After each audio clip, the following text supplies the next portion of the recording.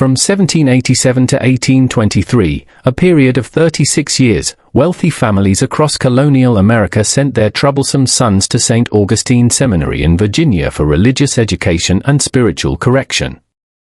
Not one of those young men ever returned home.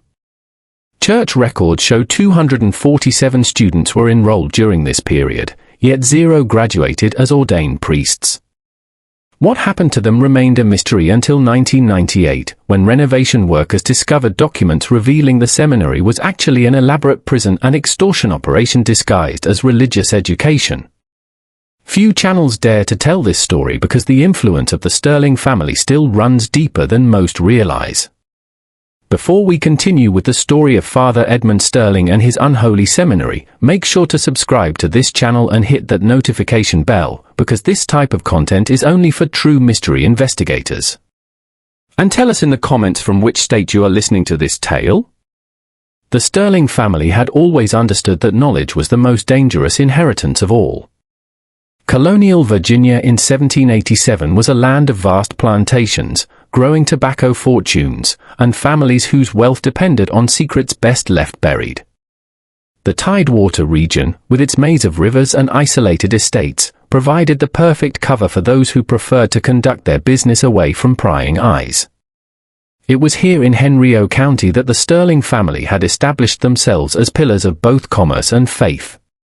Edmund Sterling, born in 1751, was the third son of a tobacco merchant who had made his fortune through methods that polite society chose not to examine too closely. Unlike his brothers, who inherited the family's legitimate businesses, Edmund was gifted with something far more valuable, an understanding of human nature's darkest corners and an ability to exploit them with surgical precision. When he announced his intention to establish a Catholic seminary in Protestant Virginia, his family saw it as an embarrassing religious fervor. They had no idea it would become the foundation of the most profitable criminal enterprise in colonial America. St. Augustine Seminary was built in 1786 on 340 acres of dense woodland, far enough from Richmond to ensure privacy yet close enough for wealthy families to visit their sons. The Gothic stone buildings, imported craftsmen, and genuinely impressive library gave it the appearance of scholarly legitimacy. Edmund Sterling, who had studied briefly at the College of William and Mary before claiming a religious calling, styled himself as Father Sterling and surrounded himself with a small staff of men whose past credentials were as questionable as their present loyalties. The seminary's reputation spread quickly through the network of Virginia's elite families. Here was a Catholic institution run by a man of impeccable breeding, offering to educate young men who had proven problematic. Sons who asked too many questions about business practices, who had witnessed things they shouldn't have, or who possessed information that could destroy family fortunes. The seminary promised not just education, but discretion, isolation, and most importantly, transformation. What these families didn't realize was that Father Sterling had no intention of educating their sons in theology. He was far more interested in educating himself about their family's secrets, their business dealings, and most crucially, exactly how much they would pay to keep certain information buried forever. The first students arrived in the spring of 1787. 12 young men between the ages of 16 and 23, sent by families whose names appeared on shipping manifests, land deeds, and government contracts throughout Virginia and the Carolinas. Each family paid the substantial enrollment fee of £50 sterling, enough to build a small house, and promised additional contributions for their son's spiritual development. They believed they were investing in discretion and redemption. In reality, they were financing their own destruction. The autumn of 1789 brought the first hint that something at St. Augustine Seminary was fundamentally wrong, though it would take decades for anyone to piece together the full scope of Father Sterling's operation. Jonathan Whitmore, eldest son of a Charleston shipping magnate, had been enrolled at the seminary after discovering discrepancies in his father's cargo manifests, discrepancies that suggested the family business included more than tobacco and rice. When October came and went without the customary letter home, the Whitmore family dispatched their trusted overseer, Thomas Hartwell, to check on their son's progress. What Hartwell found at St. Augustine defied explanation. The seminary appeared to be functioning normally. He could hear the sound of evening prayers drifting from the chapel, see light in the study hall windows, observe the daily routines of a religious institution. But when he requested to see Jonathan specifically, Father Sterling's response was peculiar. The young man was in deep spiritual retreat, Sterling explained, having experienced a profound religious awakening that required complete isolation from worldly concerns, including family correspondence. Hartwell, a man who had spent 30 years managing the Whitmore family's more delicate affairs, recognized evasion when he heard it. He requested to at least glimpse Jonathan during evening prayers to assure the family of his well-being. Father Sterling agreed, but with an odd condition: Hartwell must observe from the back of the chapel in shadow and must not attempt to make contact. That evening, as twilight gathered around the stone walls of St. Augustine, Hartwell positioned himself in the chapel's rear alcove. What he witnessed would haunt him for his remaining days, though he would never fully understand what he had seen. The young men filing into evening prayers moved with an unnatural uniformity, their faces bearing expressions of serene compliance that seemed almost vacant. They responded to the liturgy in perfect unison, never glancing toward the visitors' section, never showing the restlessness or individual quirks one would expect from young men confined together. Most disturbing of all, when Hartwell counted the participants, he found only 19 figures in the pews, though Father Sterling had claimed to have 37 students enrolled. Among those 19 faces in the dim candlelight, Hartwell thought he recognized Jonathan Whitmore. But the young man who had left Charleston as a spirited, rebellious heir apparent now sat with the glassy devotion of a man who had forgotten his own name. When Hartwell returned to Charleston and reported his observations to the Whitmore family, they faced an impossible choice. Their son appeared to be alive and well, receiving the spiritual guidance they had requested. But something fundamental had changed in him, and demanding his immediate return might provoke questions about why he had been sent away in the first place. The Whitmores chose silence, as Father Sterling had calculated they would.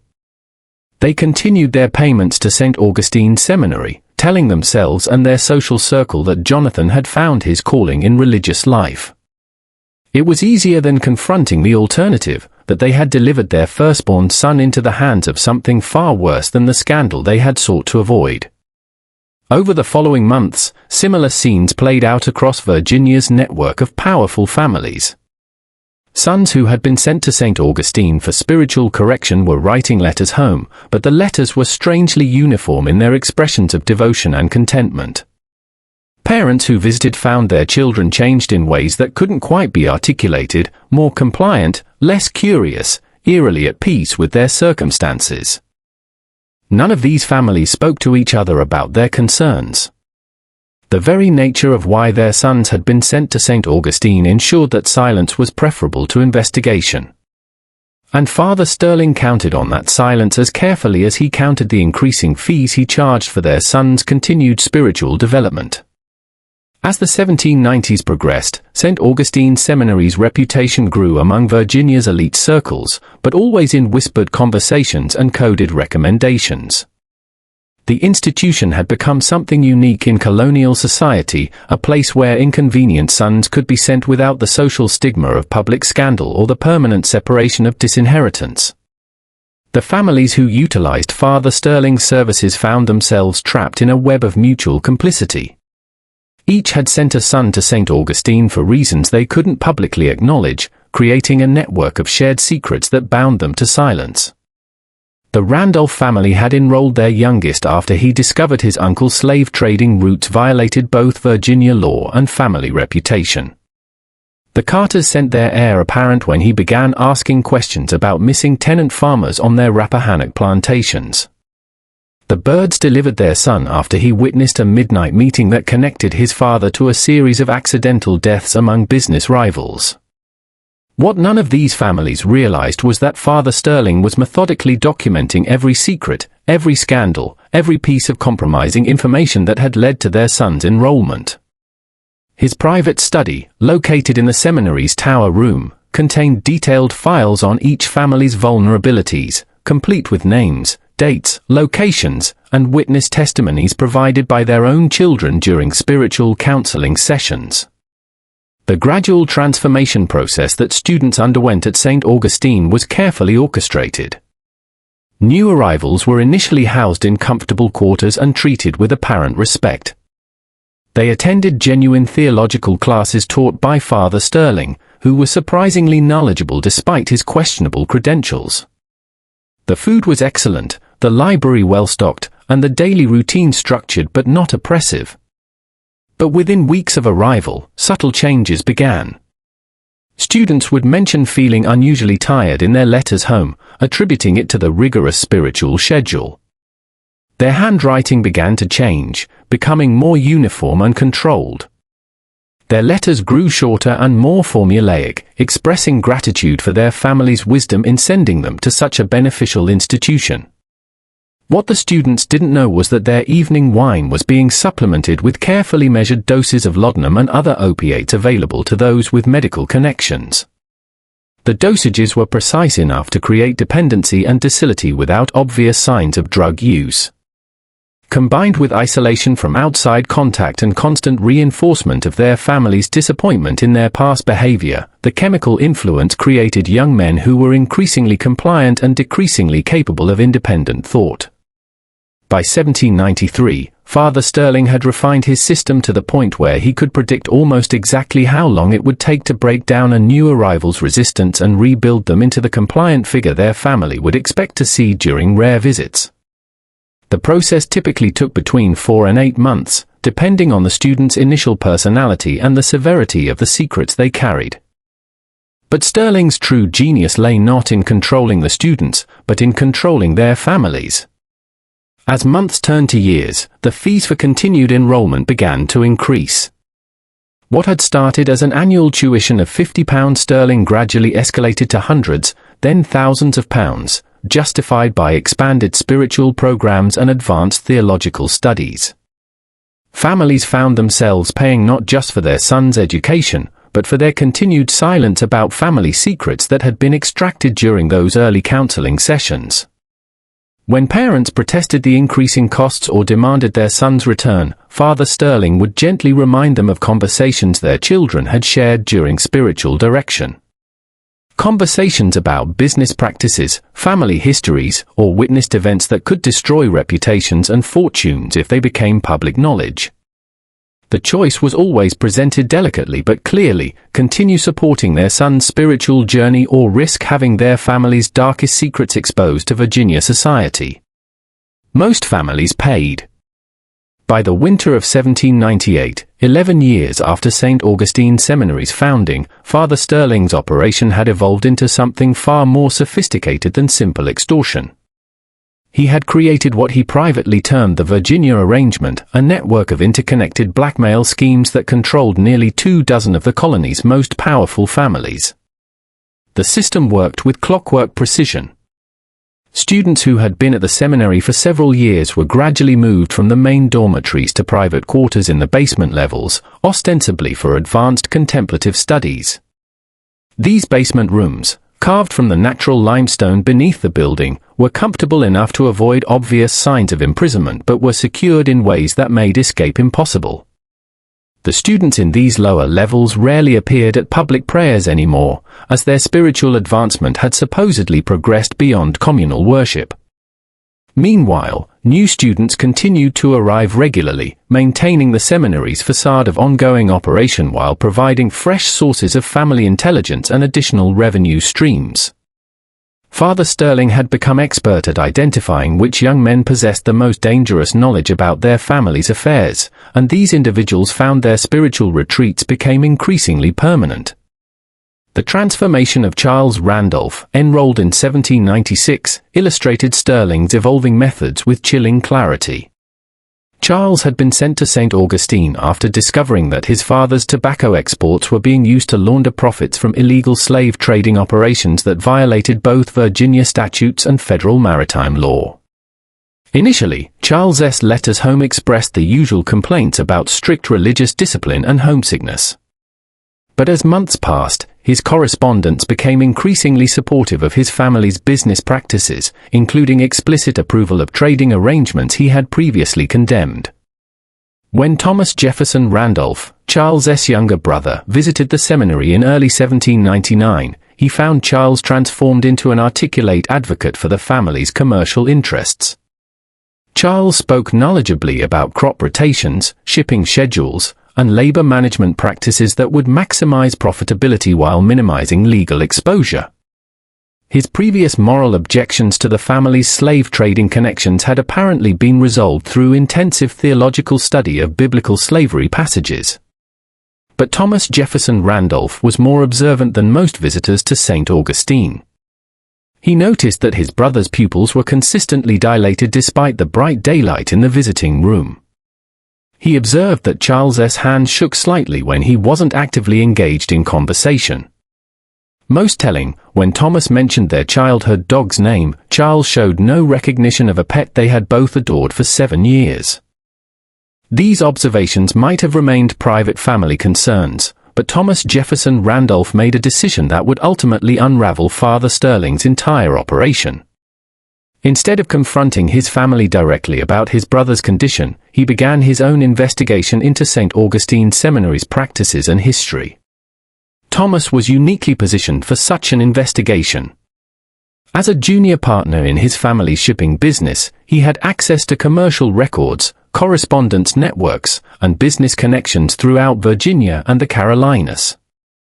More importantly, he had inherited his grandfather's meticulous record-keeping habits and his father's suspicious nature regarding financial arrangements that seemed too convenient to be legitimate. Over the following months, Thomas traced the financial relationships between St. Augustine Seminary and nearly 24 prominent families. He discovered that tuition payments had escalated far beyond any reasonable educational costs and that many families were making additional donations for specialized services that were never clearly defined. He found shipping records indicating that supplies delivered to the seminary included unusual quantities of medical equipment, pharmaceutical materials, and construction materials more appropriate for prison construction than educational facilities. Most significantly, Thomas began tracking the students who had supposedly graduated or left St. Augustine over its 11-year history. What he discovered was deeply disturbing. While 247 young men had been enrolled at the seminary, fewer than 24 had ever been documented as returning to their families or pursuing careers elsewhere. The vast majority seemed to have simply vanished from all public records after their enrollment. This was when Thomas Jefferson Randolph realized that his brother Charles might not be the victim of unusual religious indoctrination, but of something far more sinister. Thomas Jefferson Randolph's investigation took a dangerous turn in the spring of 1799 when he discovered that he wasn't the only person asking questions about St. Augustine Seminary. Through his shipping business connections, he learned that several other families had privately commissioned discreet inquiries into the institution, all reporting similar concerns about their sons' transformations and the seminary's ever-increasing financial demands. But these families were discovering what Thomas had already suspected, that investigating Father Sterling meant risking exposure of the very secrets that had led them to send their sons away in the first place. Every inquiry into the seminary's practices opened doors that most families preferred to keep locked forever. The breakthrough came when Thomas connected with Martha Henley, the widow of a Williamsburg physician who had died under suspicious circumstances in 1797. Dr. Henley had been one of the few medical professionals willing to treat patients discreetly, asking no questions about unusual injuries or conditions that wealthy families preferred not to explain. His patient records, which Martha had inherited along with substantial debts, included several entries for consultations at St. Augustine Seminary. According to Dr. Henley's notes, Father Sterling had requested medical advice regarding the long-term effects of opiate administration on young men, specifically seeking information about dosages that would create dependency without causing obvious physical deterioration. The doctor's records showed multiple visits to the seminary between 1794 and 1796, during which he had examined students who showed signs of chronic drug administration but were apparently being presented as suffering from spiritual melancholia or religious ecstasy. More disturbing were Dr. Henley's final entries regarding St. Augustine, dated just weeks before his sudden death from what was officially ruled a heart attack. The physician had begun expressing concerns about the ethical implications of his consultations with Father Sterling, noting that several students he had examined appeared to be suffering from more than spiritual distress. His last entry regarding the seminary was a single line: "The Sterling arrangement represents a fundamental violation of both medical ethics and human dignity." When Thomas Jefferson Randolph shared Dr. Henley's records with Martha, she revealed that her husband had been planning to report his concerns about St. Augustine to colonial authorities before his unexpected death. She had suspected that his demise was connected to his growing moral objections to his work with Father Sterling, but had lacked the evidence or social standing to pursue an investigation. Together, Thomas and Martha began developing a strategy to expose St. Augustine Seminary's true nature, but they were operating under severe constraints. Any public revelation would destroy the families whose sons were imprisoned there, including Thomas's own family. They needed to find a way to rescue the students without exposing the secrets that had led to their imprisonment. Their solution was both elegant and dangerous. Thomas would use his shipping business to arrange for an accidental discovery of the seminary's illegal activities by colonial authorities, while Martha would ensure that medical evidence of the student's condition would be available to support legal action against Father Sterling. But as they finalized their plans, they made a chilling discovery that changed everything they thought they knew about St. Augustine Seminary. While reviewing Dr. Henley's patient files one final time, Martha found a hidden compartment in her husband's medical bag containing documents that revealed the true scope of Father Sterling's operation. The seminary wasn't just imprisoning inconvenient sons and extorting their families. It was systematically eliminating students who proved too resistant to chemical control or who retained too much dangerous knowledge about their family's secrets. The documents included detailed anatomical drawings and medical notes describing what Dr. Henley termed staged accidents, designed to eliminate specific students while maintaining plausible deniability. The physician had apparently been coerced into providing medical expertise for murders disguised as accidental deaths, suicides, or natural causes related to the student's supposed spiritual afflictions. Among these documents was a list of names, students who had been eliminated over the seminary's 11-year history. The list included 23 names, matching exactly the number of death certificates that had been issued for St. Augustine students. But more terrifying was a second list labeled "Pending Resolution," which included 12 names of current students, including Charles Randolph. Thomas Jefferson Randolph realized that his brother wasn't just imprisoned at St. Augustine Seminary. He was scheduled for execution. Just when we thought we'd seen it all, the horror in Virginia's hills intensifies. If this story is giving you chills, share this video with a friend who loves dark mysteries. Hit that like button to support our content, and don't forget to subscribe to never miss stories like this. Let's discover together what happens next in this tale of human greed and corruption. The race to save Charles Randolph and the other condemned students had begun, but Thomas and Martha were about to discover that Father Sterling had been anticipating their investigation all along. On the night of May 17, 1799, Thomas Jefferson Randolph and Martha Henley approached St. Augustine Seminary with a desperate plan to rescue the imprisoned students before Father Sterling could carry out his final solution. What they discovered in the limestone chambers beneath the seminary would haunt the survivors for the rest of their lives and reveal the true scope of one of colonial America's most systematic criminal enterprises. The basement levels of St. Augustine contained not just holding cells for current students, but a fully equipped medical facility where Dr. Henley had been forced to participate in what Father Sterling called spiritual interventions. The pharmaceutical supplies Thomas had traced through shipping records were being used not just to control living students, but to stage convincing deaths for those who could no longer be safely maintained. Charles Randolph was found in the final stage of Father Sterling's elimination process, heavily sedated with opiates and showing signs of systematic poisoning designed to mimic the symptoms of consumption. According to the medical charts Martha found, he was scheduled to die of respiratory failure within the week, with his death to be reported to his family as the tragic result of spiritual exhaustion combined with a weak constitution. But Charles was not the most horrifying discovery in the seminary's underground chambers. In a section of the basement that appeared to be Father Sterling's private study, Thomas and Martha found detailed records of the entire Virginia arrangement spanning 12 years of operation. The files contained not just information about current students and their families, but comprehensive documentation of Father Sterling's systematic expansion throughout colonial society. The operation had grown far beyond simple extortion of wealthy families. Father Sterling had used the intelligence gathered from imprisoned students to manipulate business deals, political appointments, and legal proceedings throughout Virginia and neighboring colonies. He had documentation of slave trading violations, tax evasion schemes, fraudulent land deals, and political corruption involving dozens of prominent families, judges, and colonial officials. More chilling was the discovery that Father Sterling had been selling some of this information to British agents operating in the colonies, effectively making St. Augustine Seminary a center for espionage against American commercial and political interests. The fees paid by families for their sons' education had been supplemented by substantial payments from British intelligence services seeking compromising information about colonial leadership. But the most devastating revelation was contained in Father Sterling's personal correspondence with his British contacts. The letters revealed that the entire seminary operation was designed not just for profit, but as part of a systematic effort to destabilize colonial society by compromising and controlling influential families.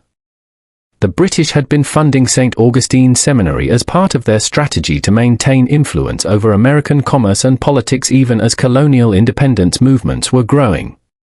The students imprisoned in the basement weren't just victims of individual family scandals.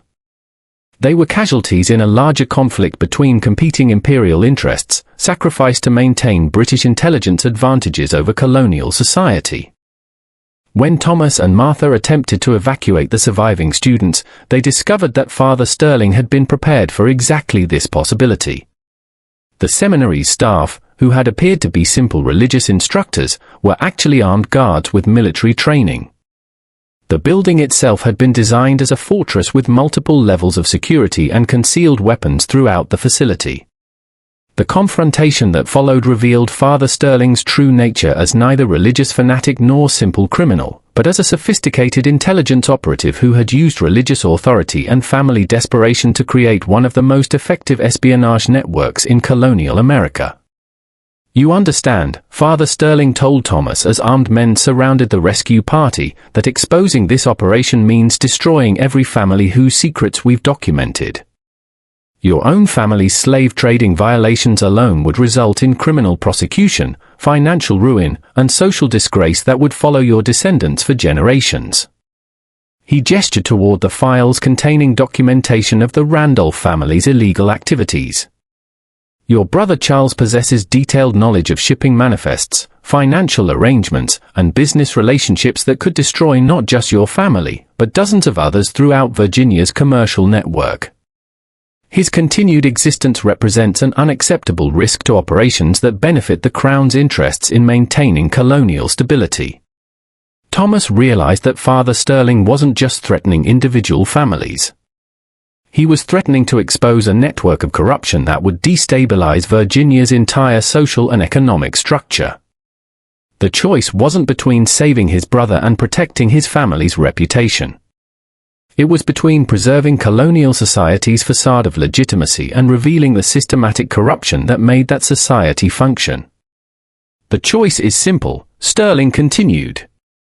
"Allow us to complete our arrangements with the students currently in residence, and their family secrets remain protected. Attempt to interfere with our operation, and we release documentation that will destroy the reputation and financial stability of every prominent family in Virginia." But Thomas Jefferson Randolph had spent months preparing for exactly this confrontation, and he had not come to St. Augustine Seminary alone. The resolution of the St. Augustine Seminary crisis required sacrifices that would reshape Virginia's political and social landscape for decades to come. Thomas Jefferson Randolph's months of investigation had led him to a conclusion that Father Sterling had never anticipated, that the only way to destroy the seminary's operation was to expose the very corruption it was designed to exploit and protect. Working with Martha Henley and a small group of colonial officials who had discovered their own families were being compromised by Sterling's intelligence network, Thomas had developed a strategy that would sacrifice their social standing to save their children and destroy British intelligence operations in Virginia. On the morning of May 18, 1799, coordinated raids by colonial militia seized St. Augustine Seminary and arrested Father Sterling along with his staff of British agents. Simultaneously, Thomas Jefferson Randolph and 17 other prominent Virginia families publicly confessed to the illegal business practices, political corruption, and social violations that had made them vulnerable to Sterling's operation. The public revelations were devastating to Virginia's social order. Families that had dominated colonial commerce and politics for generations found themselves facing criminal prosecution, financial ruin, and social ostracism. The Randolph family's confession regarding their slave trading violations led to the largest criminal investigation in Virginia's colonial history, ultimately exposing systematic violations of both colonial law and federal maritime regulations by dozens of prominent families. But the strategy worked. By voluntarily exposing their own secrets, the families involved removed Father Sterling's primary leverage over them and eliminated the British intelligence advantage that the seminary had been designed to provide. The confessions were carefully coordinated to reveal criminal activities while protecting information that could compromise colonial military or political interests in the growing tensions with Britain. Charles Randolph and 18 other students were rescued from the seminary's basement chambers, though their physical and psychological recovery would take years. The medical treatments they had received left several with permanent neurological damage, and all of them struggled with opiate dependency that required ongoing medical supervision. Charles never fully recovered his memories of the years before his enrollment at St. Augustine, and he retained the personality changes that had made him compliant with his family's business interests rather than critical of their ethical implications. 23 bodies were discovered in unmarked graves on the seminary property, confirming that Father Sterling's operation had indeed been systematically murdering students who proved too difficult to control or who retained too much dangerous knowledge. The victims included sons from some of Virginia's most prominent families, young men whose deaths had been explained to their parents as the result of spiritual exhaustion, consumption, or other natural causes. Father Sterling himself disappeared during the raid on St. Augustine Seminary. Despite extensive searches, neither he nor several of his key associates were ever found, leading to speculation that they had escaped to British territory or been evacuated by their intelligence handlers. The mystery of their fate would persist for decades, contributing to ongoing fears that similar operations might be continuing elsewhere in the colonies. The exposure of the Virginia arrangement had consequences that extended far beyond the immediate families involved. The revelations about British intelligence operations in colonial society contributed to growing tensions between American colonists and British authorities, accelerating the political movements that would lead to the War of 1812. Several of the families compromised by Sterling's operation became strong supporters of American independence movements, seeking to prevent future foreign manipulation of colonial society. More immediately, the scandal led to systematic reforms in Virginia's commercial and legal systems. New regulations were implemented to prevent the kind of systematic corruption that had made Sterling's operation possible, and oversight systems were established to monitor religious and educational institutions receiving students from multiple families. But perhaps the most lasting impact of the St. Augustine Seminary scandal was its effect on how Virginia's elite families raised their children. The tragedy demonstrated that family secrets could be turned into weapons against those who kept them, and that protecting children sometimes required exposing the very scandals that parents sought to hide. Thomas Jefferson Randolph never fully recovered from the experience of discovering that his family's commercial success had been built on systematic criminal activity and that his brother had been sacrificed to protect those crimes. Though Charles survived his imprisonment, the relationship between the brothers was forever changed by the knowledge of what their family had been willing to sacrifice to maintain their social position. The ruins of St. Augustine Seminary stood empty for nearly 50 years after the scandal, with local residents reporting strange sounds and unexplained lights in the abandoned buildings.